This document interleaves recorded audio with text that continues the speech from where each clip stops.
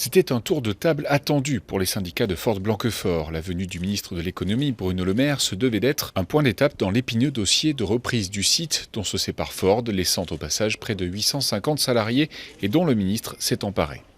Ford veut partir. Et personne n'empêchera une entreprise privée qui a décidé de partir. D'ailleurs, je pense que ce ne serait pas une bonne chose, parce que forcer une entreprise à rester sur un site industriel alors qu'elle n'en a pas envie, ça veut dire qu'elle ne fera pas les investissements nécessaires, et on ira vers le pourrissement. Et moi, je crois au contraire au rebond et à l'ouverture de nouvelles perspectives pour le site de Blanquefort. Ce qu'a proposé Ford est pour le moment insuffisant.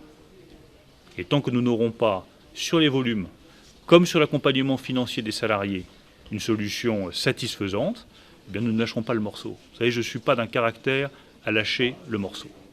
Si Punch Powerglide semble être un repreneur solide, toutes les garanties ne sont pas réunies d'un côté comme de l'autre. L'État s'est donné donc un mois pour que le dossier s'étoffe, ce qui semble rassurer les représentants syndicaux de Ford.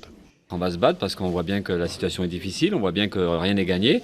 Nous, on tient absolument à sauver nos emplois ou le plus possible.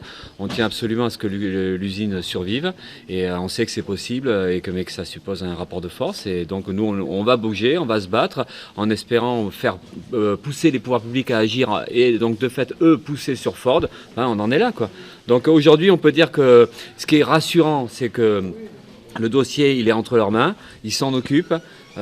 Et on pense que tout ce qu'on fait depuis longtemps, c'est utile. Voilà. Le fait de refuser la fermeture de l'usine, le fait de dénoncer l'injustifiable, que Ford qui fait des profits, qui a encaissé pas mal d'argent public, puisse aujourd'hui fermer l'usine et supprimer 900 emplois directs et 3000 emplois induits dans la région. Le fait de combattre ça, de dire que c'est pas normal et de dire qu'il y a certainement d'autres solutions, bon, ça doit un peu payer. En tout cas, ça aide à ce qu'il y ait des discussions qui se déroulent en ce moment. On a du mal à imaginer que tout l'effectif soit maintenu. Donc il dit qu'il y aura de la perte, mais cette perte-là, elle est à la limite moins dramatique dans la mesure où on a quand même à peu près 300 à 400 collègues qui sont pré-retraitables.